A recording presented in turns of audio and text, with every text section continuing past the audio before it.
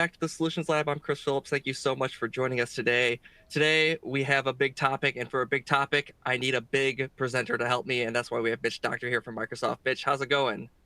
I am good. Thanks for having me back. Always fun to join you here in the lab. Yeah, we were just talking about how fun these labs trainings are, specifically when we're talking about end of support, because your guys' questions and your interest in it is always so high. So looking forward to another great broadcast here today. Before we get PC started, Health Check brings you up-to-date info on the health of your Windows device. Hold on. Jumping the gun here. That wasn't me. I don't know who that was, but that's right. Someone jumped the gun. My hands aren't even touching a computer. I'll take the blame on that one. Before we get started, though, before we play some videos and do that stuff, I want to kind of show you guys. If you guys have any questions throughout this broadcast, you go ahead and ask a question in the window I just highlighted for you. We also do have a resource that's available to you. It's actually about the video that you just saw a quick second of. That's in the window I just highlighted as well. But without further ado, and without spoiling any of the fun, Mitch, you want to take things over now? Thanks, Chris. Yeah, flawless. We're gonna do things. Hi, everybody. Good afternoon, good morning, depending on where you're joining us from. I am Mitch Doctor. I am the North American Commercial Master Trainer here at Microsoft, and today we are going to talk about Windows 10 end of support, because obviously that's what everybody wants to talk about. So you should be able to see my nice deck and all my wonderful information behind me. I'm still here. Hi. Yep. If I need to, I'll move myself away, but we'll just dig right in, because I think the big question we're asking ourselves is Windows 10 end of support. What's next? Well, what's next is, I hope, pretty obvious at this point. It's really just Windows 11, and that's what we're going to really be digging into today. But before we do get started, let's look at the meat and potatoes. Yes, Windows 10 end of support is October 14th, 2025. Microsoft will no longer provide any technical support, bug fixes, security fixes for Windows 10 vulnerabilities, which could, of course, not be great for those end users. So this includes everything from security updates, feature updates, viruses, spyware, malware, tech blogs, literally anything and everything for that matter. So that full end of support means at that time that, well, benefits are over, right? That everything is pretty much gone at that point. So how to know if your Windows 10 device is ready for Windows 11, how to make sure if you are ready to go or not, and the overall health of maybe your present Windows 10 devices. So for that, we are going to kick it over to our first video, and I'm going to actually do it correctly. PC Health Check brings you up-to-date info on the health of your Windows device. In Search on the taskbar, search for and open PC Health Check. First, with your Microsoft account, you'll be able to back up and sync preferences and passwords across your devices. Also back up your photos and files to OneDrive. PC Health Check lets you know if your device isn't up to date. Select Open Windows Update to navigate to the setting. Next, you can view how your batteries are performing compared to their original capacity. Select See Battery Saving Tips for steps to improve your battery life. You can view how much storage space is free and used for your main drive. Select Manage Storage Settings to get cleanup recommendations. You can get info on the startup time for your device. Select Manage Your Startup Programs to review and change your startup apps if you want. If you're currently running Windows 10, PC Health Check can see if your device can run on Windows 11. Select Check Now to see. And for more ways to improve your device performance, select Tips on PC Health.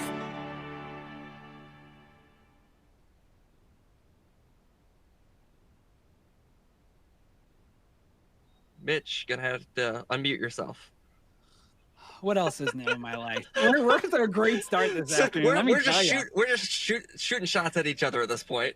We're good. So let's really talk about it, right? If you're on Windows 10 device and can upgrade to Windows 11, the best time to do that is whenever you're ready, right? And we'll talk about the steps on what makes Windows 11 so significant, and why it is easier than ever to upgrade, whether that's onto new devices or if that is just upgrading a present device. But let's dig in first, because I think the biggest thing about Windows 11 that really differentiates it from its predecessor and any of its predecessors at that point is the focus in overall security. Because if you haven't noticed, we live in a world of hybrid work now. I know it might seem strange to some people, but hybrid work isn't going anywhere anytime soon. Our work from home or work from anywhere, again, is truly, it's not a futuristic idea anymore. It is what we live in every day. And part of this landscape, especially when it talks about security, is, well, I hate to break it to you, but 1 of 5 of your employees clicked on some type of phishing link this week. You're welcome. And 70% of those employees did what? Well, they probably gave away a password or sensitive information, right? And this is, of course, off a simulation. But it gets really bad when we start thinking like, wow, like my information can just be out there. What if there was an operating system and things in place that help me do that? And not just the operating system, but what about brand new modern devices? Because 80% of security decision makers are telling us that whether it's the OS or just updating an AV and looking at new software is not enough to protect against all of our emerging threats, especially those that have their kind of sights set on firmware and the integrity of individual devices. So what do we do? Well, we looked at Windows and we looked at refreshing Windows. And yes, Jeff, I see your question about Windows 10 and why was it not the last? And I'll answer that question here in just a minute for you. But the idea around Windows 11 was to build it around hybrid work on purpose. So the biggest thing we did was around security and adopting a 3-principle zero trust model. It is the very first and only operating system Microsoft has ever had that is 100% zero trust ready. 1, we verify explicitly, always. What do I mean by this? I mean by checking passwords or individual identity, or if it's a computer, say a laptop that I sit here at my desk with every single day, and then I go and travel, and I bring that laptop with me. Like I went up to the northeast of the US this week to travel, and guess what? When I logged in from an IP or somewhere where it didn't recognize, it had me verify and run me through my 2-factor authentication, even though I had already signed in with my biometrics, right? That extra layer of 2FA to make sure that it's verifying who you are, where you are, and the device you're on, and the information and data being accessed is always protected and safe. 2, using least privilege access. This is something that is incredibly important when we think of how Windows works and how it works with Azure Active Directory, of course, which has now been named to Entra ID. You might hear me talk about it either way during our talk today. But the idea is when you're talking with Entra ID and you have SharePoints and you have multiple levels of security and access. So if I'm a CEO and I have an IT team and I have a front-end managers, or I have frontline workers and I have an accountant team, the idea is that those frontline workers and the folks up in the executive level do not need and should not have the same levels of access to the same amount of information. So least privileged access just means that if we're grabbing a thing that is maybe a company-wide document, maybe it's about the benefits of the company, right? And everybody has access to that. When the frontline worker accesses that and the CEO, for instance, accesses that, it brings the CEO's access on that internal SharePoint through their Entra ID down to that bottom level. Therefore, there is no, quote unquote, keys to the kingdom sitting within that account and its access layer. Now, as they go up that ladder, essentially they're grabbing the key at each ladder to unlock that security. So therefore, there is no extra vulnerability and therefore less surface area to kind of unlock the access to any other level, therefore using least privilege access at each level. And then finally, just assume there was a breach. Assume there was a breach yesterday, or there's going to be a breach tomorrow. And having end-to-end encryption, as well as having all those analytics and the visibility through Azure or through modern management systems like Microsoft Endpoint Manager or Intune for that matter, we can see and drive threat detection and really improve the defenses completely proactively, therefore minimizing whatever blast radius that might be. Now, I do know, and I'm going to answer this question right now, on why Windows 11 and why is it ending and why is it not the last Windows ever? Well, there's a couple reasons behind it. I will absolutely be the first. As Microsoft right now, Windows 11 was absolutely originally going to be an update to Windows 10. However, if you hadn't noticed, the world changed a little bit around us. just a little, right, Chris? Right? Like, I have no earthly idea what you're talking about. I no idea, and I obviously nobody else does, right? But the world changed around. I've always worked out of my bedroom. Totally, right? So I've always worked out of my kid's playroom, right? Like that's the idea that we all go in and thinking about. But at the end of the day, the world changed around us, and as the world changed, and as work changed in the work world, and how we've moved hybrid and remote and everything else, well, Windows 10 is a product of 10 years ago.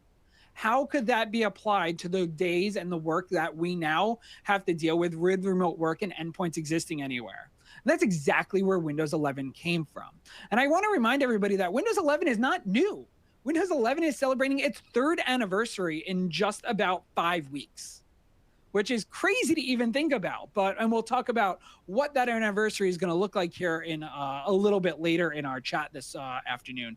But just remember, like, Windows 11 is not new anymore. But the idea is that it really fits so nicely next to Windows 10 when it comes to management, all these other things. But at the end of the day, Windows 11 even exists purely because of the need for a secure hybrid work world. And we do have, through many different studies within Windows 11 and outside studies like TechIsle, that companies and organizations and individuals are reporting a almost 60% drop in overall security instances by just going from 10 to 11. That's it. Literally just moving an operating system, we're seeing an almost 60% drop in overall security instances. And you're going to go, Mitch, how is that even possible? Well, it's possible because of a couple different reasons. Number one, security is on out of the box. There's a lot of different settings out there, whether it's virtualized based security or the way encryption works or anything else for that matter. There is now more security out of the box of any Windows 11 Pro machine than anything ever before it. And because of that, and the extra protection using a hardware root of trust and the extra protection against firmware attacks, we have 3.1 times reduction in overall firmware attacks to end devices. And, well, we're going above and beyond with things like 2FA and biometrics and going passwordless at this point.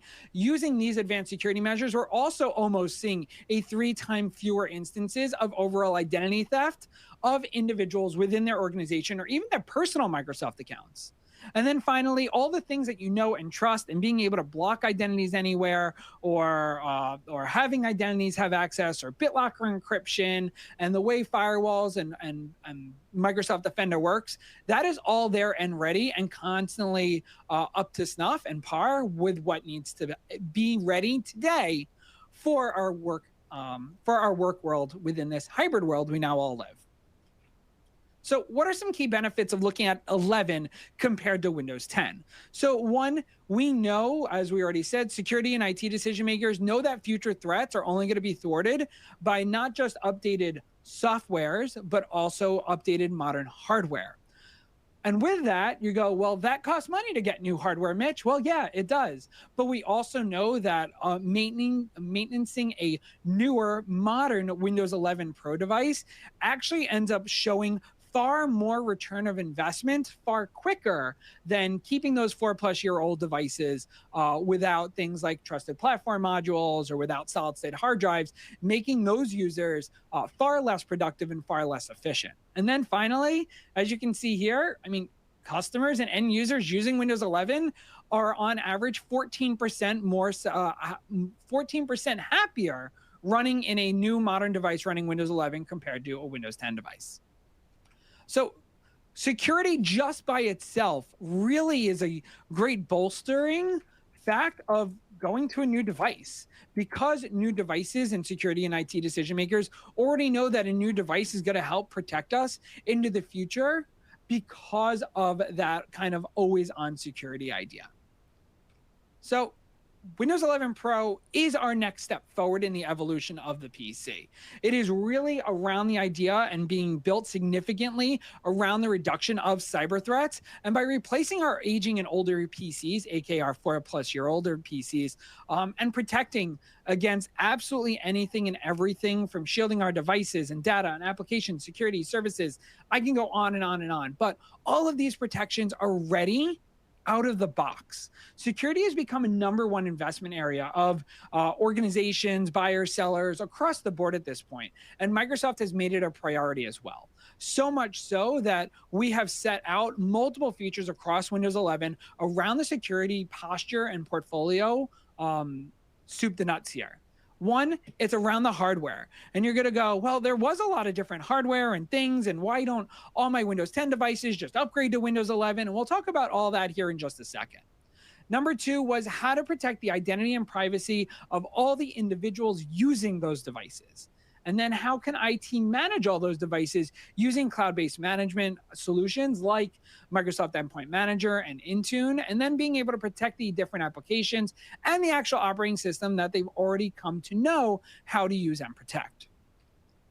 But the big one here I do want to dig a little bit deeper onto first is the hardware itself and why a new device is actually probably a better decision, especially when you're still furnished with 10-plus-year-old device. 4-plus-year-old devices. Number one, and this was a huge topic when Windows 11 was first announced, and even before it was released over 3 years ago, was the mandatory need of a TPM or a Trusted Platform Module 2.0 technology, which is a silicon-assisted technology that works in conjunction with Intel and Qualcomm processors, or using Pluton hardware in conjunction with AMD processors.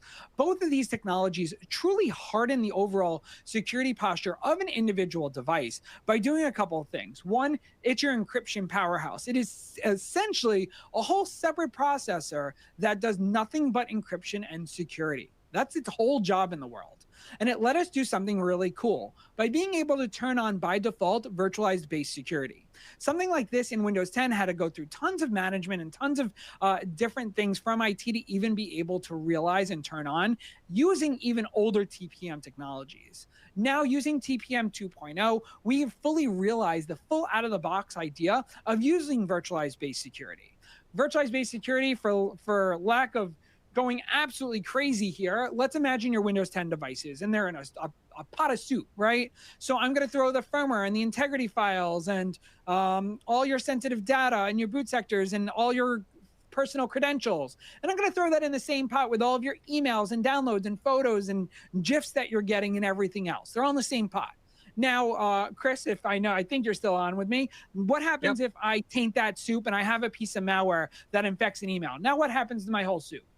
Your whole soup is ruined, Mitch. It's tainted and it goes down a drain. That's pretty much the equivalency of taking that laptop and throwing it on a desk and calling it a paperweight. Because I know most organizations have definitely been through that at least once in their lives. If not 12 times in the past, 2 years, whatever it might be, right? Like it happens.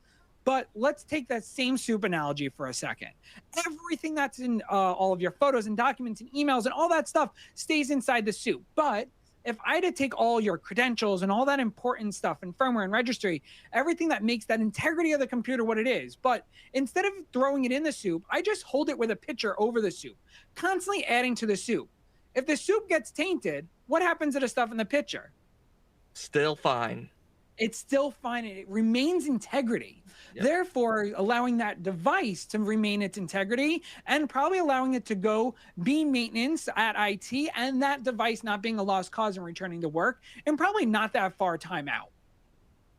So really, really cool stuff. And this also goes into conjunction with Secure Core PC. Secure Core PC requires things like a UEFI BIOS. And that's why a new modern device typically has to have either a solid state hard drive or an NVMe drive, which not only allows us to do secure boot and the virtualized base security that we talked about in tandem with the TPM chip, but it's also going to allow us to have much faster boot times and much faster overall productivity and efficiency of the user when accessing and saving that data on board that device. Furthermore, it lets us do a couple really cool things like be proactive against phishing, which is absolutely incredible stuff. Because Windows and the encryption that the TPM allows us to have, it remembers your passwords if you select to do that, or if IT allows you to save your passwords and encrypt them on board. Now, what's really cool is if you get a cloned website, like you see here in this example, this cloned website is asking you for credentials, but Windows will go, wait, this is not a trusted website. You should not be putting your credentials in here. It's time to reset your credentials or completely stay away from this website. Everything is reputation-based URLs, and everything, of course, internationally and globally is communicated to Microsoft Defender and its proactive defenses, and is able to therefore constantly communicate over Windows 11 via the cloud and through different protection to truly be proactive against oncoming and imminent threats. When it comes to the operating system itself, things that you know and trust, like Secure Boot and Trusted Boot and BitLocker encryption software and Firewall and Defender antivirus, and all of that can still be managed through cloud and IT managers. All of that is all going to constantly be in place the same way as it was earlier. Which brings us to our identity conversation. How do we protect this and how do we use this? Well, using Entra ID, aka the artist formerly known as Azure Active Directory, I think the big thing here is we can give every individual within our organization their own quote unquote ID or their own personal ID or through an internal Microsoft account. And what that does is allow us to give access to our data. Now, we go one step above because we allow for single sign-on on devices. So when a user uses their device like I do, I can set up my password for the first time. Windows is going to allow me to set up a PIN code, and then it's going to allow me to use biometrics, whether that's my face or a fingerprint reader, depending on the hardware that I'm using. It's going to allow me to use biometrics as my two-factor authentication. Plus, as IT administrators and system administrators, we can also turn on the extra step of two-factor authentication, whether that's to a mobile device application or a key fob or a USB stick or anything else for that matter. All of that can be set up, and using Windows Hello for Business really enables one-time authorization and authentication and allows for single sign-on into everything that that user needs and have all that information pretty much at their fingertips as soon as they need it, being that much more productive. So for instance, this morning, I walk into my office, and when I'm getting ready to work, I literally just have to sit in front of my computer, look at the camera, it logs in, and I'm good to go. That's it. And when I get up from, say I have my computer and I'm in the office and I want to get up to go refresh my coffee. Well, all I have to do is get up, and using presence sensing, Windows will automatically lock itself. And when I sit back down, it'll unlock myself so I can get back to work. And you're going to go, wow, that's a lot of stuff. Why is that so important? It's because you, me, and every other human on Earth is the weakest link on security. Period. End of story. We humans, unfortunately, make mistakes, and we are victims of phishing. You'll notice almost 89 to 90% of all web application breaches came from stolen credentials. So when we activate things like two-factor authentication or biometrics using Windows Hello for Business, when we pair all these things together, we are 99.9% effective in blocking those type of attacks. So if you just throw passwords out the window, well, a stolen password doesn't matter and can't be breached if you don't use passwords. So for instance, if you ask me, if you hold a gun to my head and ask me what my corporate password to Microsoft is, I literally do not know. I have no idea at this point. Everything has been completely and entirely passwordless. And it just makes it that much more secure for an organization to do that. And then the next question, of course, did the same thing to me for my email password. I couldn't remember either. It's all right. I have no idea. Everything's too fast. My personal accounts, my personal Outlook, my gaming accounts, right? For game, like you can literally put two-factor authentication onto absolutely anything at the moment. And even your two-factor authentication in Windows works with a lot of those third-party websites that you can actually unlock those websites with your biometric in Windows 11. It's pretty incredible stuff. So the next question is, how do we manage all this? How do I make sure the correct security policies and the policy management, the 2FA, and how do I make sure that all of those devices in my organization, whether that's an existing device or new devices that I'm going to deploy, have that? And that's all done through cloud-based technologies.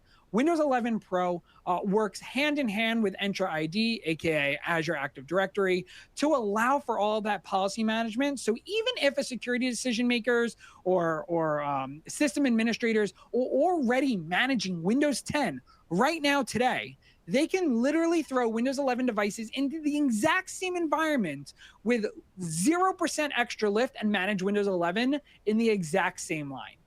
making it even easier to adopt Windows 11.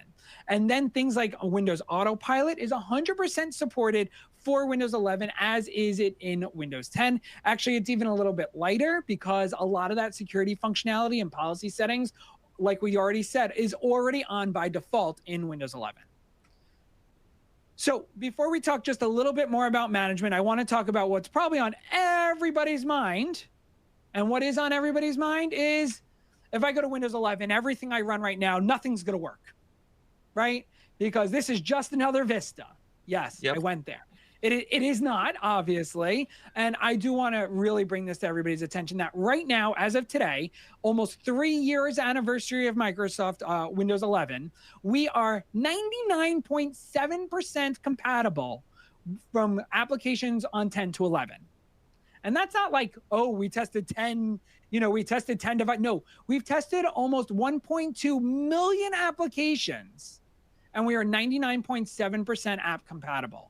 So if you, for some reason, are at an organization and you fall within that 0.3%, Microsoft will, for free, as long as you're a customer or a subscriber of Microsoft Windows or Microsoft 365, whatever that might be, dev teams at Microsoft through our Aperture program will help you get that app compatible to run on Windows 11 for literally no charge at all and completely free, making sure that you can bring anything from Windows 10 into 11. It is some pretty powerful stuff. And for our Microsoft 365 E3 and E5 users, you now have a completely virtual Microsoft test space available to you through your Azure/Microsoft 365 dashboard, where you can even test out the quality and security of your applications in a purely closed off virtual environment before you'd ever deploy even into your own environment. Which brings us to the management side, right? So this is where Intune and modern management really comes into play, whether it's for new things like, hey, you want to send a message to everybody's Windows 11 desktop. Well, you can do that now using organizational messaging. Or what if you want to consolidate what your services are? Maybe you offer remote help to your employees, but you're using 3 other applications to do that. Well, Windows 11 and Microsoft Endpoint Management software allows you to have built-in remote help. It is literally built in and enables IT through endpoint management and Windows 11 itself to just have access and share and be able to maintain all of that completely remotely. Then also tons of support for managing updates, which updates, how many updates, select which, when, where, how, and everything else for that matter. And of course, Windows 11 Pro works completely with Entra ID, aka Azure Active Directory, to enable single sign-on and individuals to have the correct measure and access levels that they need so that things like least privilege access can be maintained throughout the organization. And this brings us to, of course, lastly, that all of this can be deployed. And you can actually pre-deploy or pre-provision all of these type of things and have that all ready, whether you're working with your partner here at D&H to do those things, or if you're preemptively looking at Autopilot and doing pre-deployment profiles yourself within Azure Active Directory, you can have all of that ready to go. So at the end of the day, all you would need is you're going to get the computer. The computer is going to be sent straight to your end user. Your end user is going to type in their credentials, type, and they're going to log in and be able to sit and get right to work by just knowing their password or knowing what their ID is. That's it. So let's talk, and we talked a lot about what it means for IT, what it means for an organization. What does Windows 11 actually look like, and how does it help empower the end user and your end users that you'd be putting new devices into their hands of? Well, one, software drives productivity and collaboration, and this was a big another big piece is how do we reduce fatigue of individual users? If you've ever sat at a computer all day long, which I know me and Chris, that's all we do essentially, is Chris, have you ever sat at your computer for like 6-7 hours, and sometimes we forget to get up or we get into a project, and then you get up and you turn all your lights out and you walk out and you go, wow, I'm exhausted. Why am I exhausted? But I never even physically moved my body. Does this sound sort of familiar? Every day of my life. but it's a mental fatigue, right? Because our brain is working on overtime, trying to keep track of what's going on our piece of technology. And we, as part of this, have looked to decrease the overall mental load that it takes to run a Windows device every day. And we did this in a couple different ways. And the first way we did this is by looking at personalized experiences, being able to have things that are inclusive and easy to use, like the new Windows 11 settings menu. Now, the new Windows 11 settings menu is really cool and neat because you can personalize it to literally anything you want, along with having, you can move back to left-handed navigation if you want to, right? Like, I know that start button and the start menu is centered, and it was done that way on purpose because looking just straight down like this as opposed to like this on my 32-inch monitor is a lot more, right? And a lot less fatiguing by literally just moving my eyes up and down. That's definitely step one, but it was meant to work very similarly to our mobile devices where we swipe up and everything we need is right in front of us. And we don't have to use a supreme mental load to be able to get to the things we want. But we also looked at new hero controls, being able to get into things that we use all the time that appear on the top of your settings.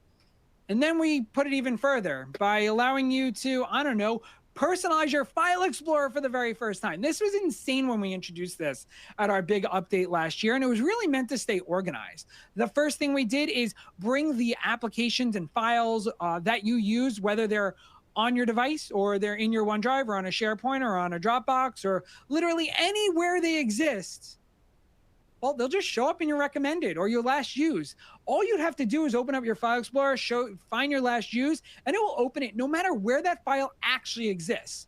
You no longer have to look around anywhere or find, I got to open this to open this. It's just there. And for the very first time in my life, and I'm so proud and I love this so much, is as you can see, I can tab File Explorer. I can have multiple tabs of File Explorer open rather than having 6 windows of File Explorer open all over my desktop.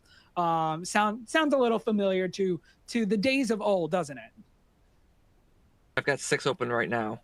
Right, like and they're tabbed. And they're tabbed.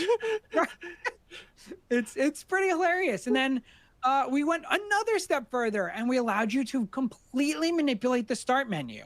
It has a couple different features where you can see more recommended or less recommended or more apps or less apps or all your apps. The idea is just to get to work faster and easier. You can make folders. So if you don't want all the clutter, and like me, I'm a complete minimalist. I have like 5 things on my entire desktop across 3 screens, but I can stack them and make folders of them within that start menu. So I still have the access that I need, which is really important, and look to reduce stress and improve your focus and allowing you to get where you need quicker and easier without that kind of extra stress of like, oh, where'd I put this? Where'd I put this? And we did this all by using search in Windows. So search in Windows by just hitting the Windows key on our keyboard or opening up that start menu. And all you have to do is just start typing. Just start typing. That's it. We're able to find absolutely everything in one place by typing. Again, web, work, on Windows, local, OneDrive, SharePoint. No matter where something exists, we can find it by just typing it in. So once you get all those things open, like you said, Chris, you have 6 different windows open, and it's probably not all File Explorer. You probably have PowerPoint. You have this open right now. You have Outlook sitting somewhere for all of your emails. And, we're multitaskers, and that's why we use technology to help us multitask. And we have features like Snap and Snap Layouts to let us do just that. By being able to select the windows that we need or that we want to be able to multitask with, you'll notice here in the menu, it'll show me different ways that I can lay out my screen. Windows and the AI behind it is very, very intelligent, that it knows how many monitors and screens you physically have open. It understands the size of those screens, and then it gives you the best decisions and breakdowns of the applications you have open and where they look best and be most efficient for you in a matter of 2 clicks, which is pretty incredible stuff.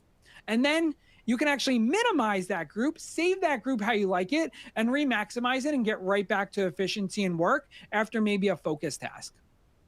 And then one of my favorite things is, Chris, how many hours a day are you spending on calls, on Teams or wherever else? Oh, 4 to 5 hours a day easily at this point. Right. And I would agree with you quite a bit. I'm sure a lot of our listeners also are probably along the same lines. Yeah. How many times have you had a dog bark, or your kid walk in, or your wife is yelling at your kids, or someone's lawnmower outside? Like, how many times does this happen? If you can't hear my kid in the other room, this is a really good mic then. Right? Really good. Really good. I mean, I have a good one too, but yeah. But wouldn't it be nice if, I don't know, there was a universal mute button no matter where you were on your computer? Right, not like on a dashboard and a live streaming platform that doesn't tie to that button, so you have to still find the mute button. Crazy. Right? So having a universal mute button that allows you to mute yourself literally throughout Windows, absolutely anywhere and everywhere you are, is huge. And that's exactly what we've done so that online meetings can be more effective, getting rid of what's possible and what is available, and just making you the most important part of the meeting, or your kid or dog barking next to you not the most important part of that meeting in one fell swoop. My kid would disagree. She is the most important part of every meeting. Every meeting ever, right? Yes. Yeah. It's funny, but it's also true, right? And being able to make sure that we don't take away from meetings by being able to mute ourselves or unmute ourselves. Or I'm totally guilty. I'm sure you are not guilty of this at all, Chris, but you might multitask during meetings that maybe you're not talking in and you have emails and other stuff open. It happens, right? From time to time. And someone goes, "Hey, Mitch, can you answer this question really quick?" And I'm like, "Wait, what? Where's the mute button?" Yeah. Where's the mute? But all I have to do is go to the taskbar and just tap it really quick, and I can answer that question from literally anywhere I am on my computer. Yep. Because no one's ever guilty of that. No. And then this is, I think, the last big thing before we kind of jump into something a little bit further is we have made the most accessible version of Windows to ever exist on the face of the earth, with over 6 times the amount of accessibility features than any of its predecessors. Windows 11 is truly an operating system meant for anyone at all who wants to pick up a computer. Some of the new big things is full-blown system-wide live captioning. So imagine that we're recording this right now and there's no transcript or anything, or I do a straight recording, there's no transcript, but guess what? I can have live captioning on that video. If videos don't have it, Windows recognizes that. If it's not on YouTube, or maybe it's just a raw MP4, it will still have system-wide live captioning built in, can be completely manipulated and turned on from a single click on the taskbar. This also goes for voice access, where I can use my voice to control literally any piece of Windows I want, built-in narrator, as well as support for Braille inputs or multiple different inputs and accessibility inputs, including things like Tobii eye tracking hardware and software. So literally anybody who wants to pick up a Windows device can use it the way they need for them. Kind of cool stuff, huh? I've seen some of the stuff you guys have done with adaptive controls on the Xbox side as well. Yep. It's amazing across the board. The job that Microsoft has done is making Windows and Microsoft devices more accessible to those that have a disability that most of us couldn't even imagine dealing with on a daily basis. I agree. So let's talk about Windows 11, that it's future ready. What do I mean by future ready? Yeah, I'm going to say it. I'm talking about AI. Like, we're not going to sugarcoat it. We're talking about AI here. And as Satya Nadella, our CEO, has said, AI is absolutely the technology most important and the most important priority, and that it will reinvent how everyone works and how we do things in Windows specifically. When looking Sean at our wants to know if you're AI or real, and at this point, I'm not sure. I don't know. Some people have met me in person and they're just amazed that I'm a human body rather than just this, right? Like, it's funny. It's funny, but like, oh, wait, you're real? Yeah, I'm real. It's crazy. I know. I'm not the human manifestation of Copilot, but we'll talk about that later. I don't know. Like, no. So the really cool thing when we look at the work term report from earlier this year is that we know that, unsurprisingly, folks are saying that, and there's a high likelihood of almost 3.5 times more likely employees are to struggle with innovation and strategic thinking ideas and thoughts and being able to bring that all together. So for instance, if you are on PTO today or you're out sick tomorrow, we have employees that say, hey, I have a hard time coming back my next day and understanding what happened, what came of it, where I kind of play into this and what's expected of me. But unsurprisingly as well, 70% of those employees say, hey, wait, if AI can help me do that and help lighten my load, I'm all for it. Let's see what it can do. With that, of course, Microsoft has introduced Windows Copilot.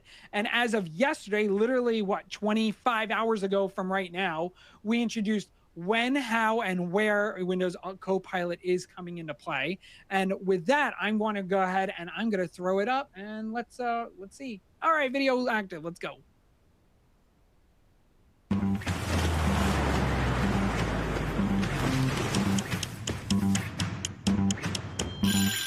I do better when you do better. Ooh, yeah, yeah, yeah. You do better when I do better. Ooh, yeah, yeah, yeah. Better as one, yeah, better together. Ooh, nah, nah, nah. 'Cause I do better when you do better. Ooh, yeah. Rising up, we come together, yeah, taking center stage. It's her time, yeah, time for her to shine. She be on her way. Rising up, we come together, yeah, taking center stage. It's her time, yeah, time for her to shine. She be on her way.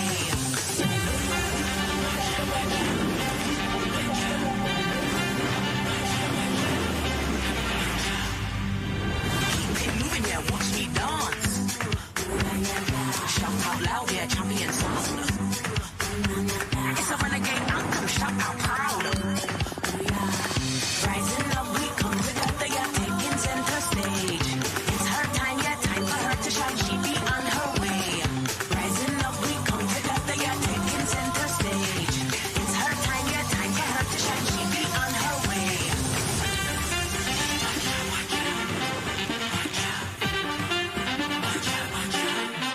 Watch the gal just go, go, go, go, go, go, go. Stand up, let's go, go, go, go, go, go, go. Take over like go, go, go, go, go, go, go. Rise up, let's go, go, go, go, go, go, go.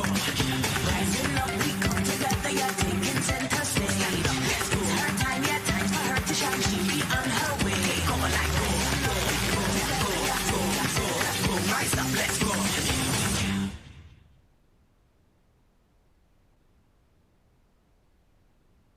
Mitch, you've done it again. If there was a system-wide mute button, this would solve this problem. You're still muted, Mitch. We still don't have you, Mitch. Mic check, 1 2 1 2. Yeah, there we go. Except it said it was unmuted on my screen. So go figure. Okay, so You should upgrade to Windows 11. I have Windows 11 Pro. Thank you very much. So good stuff, guys. So I hope you learned a little bit something. And Copilot will be available, generally available starting on November 1st. Previews will be here in the end of October. If you are already on Windows 11, you can actually turn on insider builds and start getting to check that out as soon as you can, which is kind of cool. But if we walk away from anything today, there is a couple big things I think you should really pull away from this. One, Windows 10 end of support is nothing to worry about because Windows 11 really does have you covered at this point. There's far more security at a lesser cost. Remember, almost a 60% reduction overall security instances. Worrying about your applications is really not a worry with over 99.7% app compatibility and free Aperture programs from Microsoft to help ensure that your apps do work on Windows 11. We're making sure that work from anywhere is ready to go with employee productivity up almost 15% when using Windows 11, and devices are just ready and faster with the newest and best silicon and hardware on the market. And I mean, you know, if 90% of Fortune 500 companies are either trialing it or are running it in pods or fully deployed Windows 11 Pro at this point, it's probably a good time to just start adopting that, even on a minor, a minor upgrade, to really start seeing those differences and start even doing your own tests and seeing how productivity and cost improve in your own organizations. So with that, guys, I want to say thank you, thank you, thank you, thank you, thank you. I hope you ran away or walked away. I don't know. That's up to you with something today. And we are going to open up. I know we have a ton of stuff here in the Q&A, so we'll definitely get to that. So I want to answer those questions, and feel free to keep throwing them in the Q&A so we can keep answering those. Yep, I'm going to go ahead and highlight that Q&A button again right now for you guys. Also want to let you guys know that in the resources, you can get the link to the Microsoft PC Health Checker that was referenced at the beginning of this broadcast. Highly recommend, if you have Windows 10 devices, as you're thinking about doing an upgrade, run the health checker on them now. Make sure they're able to do that upgrade, so you know you're good to go. We should start with I'm just gonna go top. I'm just gonna go. Sure. I'm just gonna go up. What the heck? All right. So number one is this question comes from Charles Birkenhagen. Sorry if I butcher any names. The question is Microsoft going to let users update Windows 10 to 11 if the only problem is the processor preventing normal updates? And the quick answer is, if it does not meet minimum requirements, you will not get an upgrade. That has nothing to do with Microsoft letting. That means that there is hardware specifications that are just unfortunately not supporting Windows 11 and the upgrade.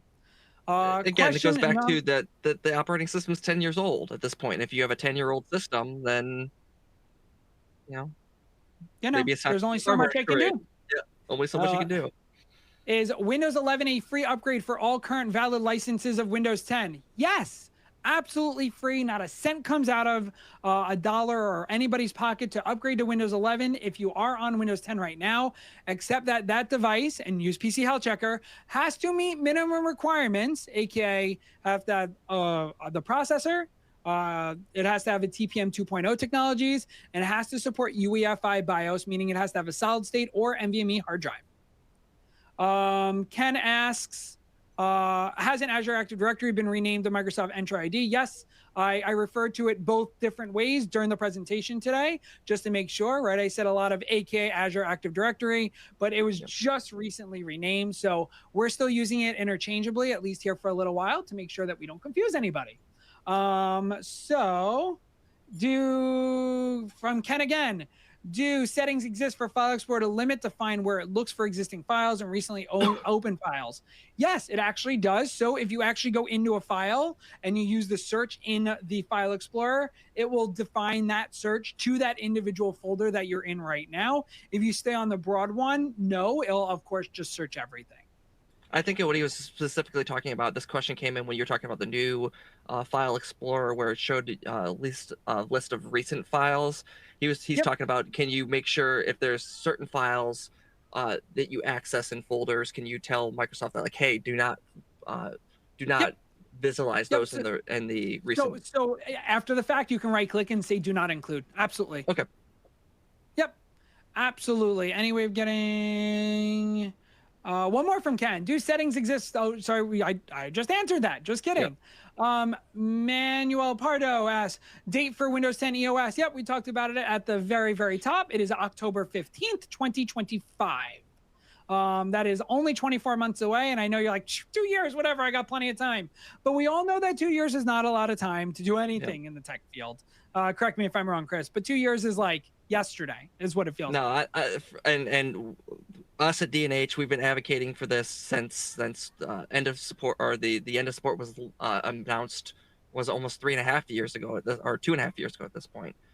Like, hey, if you've got Windows 10 devices, make sure they can run Windows 11. Start that process now. The sooner you start this process, the better. And if your devices can run Windows 11, great. Maybe start test bedding some of them. Like Mitch said, you got to get started at some point. Yep. I also have one more. It's a follow-up from Charles when we talked about the processor. What if the hardware is only 2 years old? So I have to say this. You might have purchased a piece of hardware 2 years old. Yeah. But I cannot guarantee that that piece of hardware is 2 years old, especially depending on the processors on it. So again, that's why we use PC Health Checker, to make sure that that piece of hardware is or is not applicable and usable to go to Windows 11.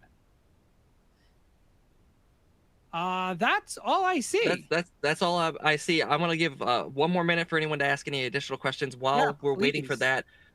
Mitch, I'm gonna ask you a question. Please. That new feature update is coming at the beginning of November. It is. What is your favorite feature that is coming to the latest update to Windows 11? I am so excited to use Copilot and its full-blown everything at this point. I am really excited to and as you know, like we're in hundreds and hundreds and hundreds of meetings, right? How do I miss, or how do I go back? How do I see these videos and things like that? And big thing for me, and I'm really all about it here, is being able to summarize a meeting for me in Copilot is like, oh my God, like just tell me if I have any tasks that need to happen, right?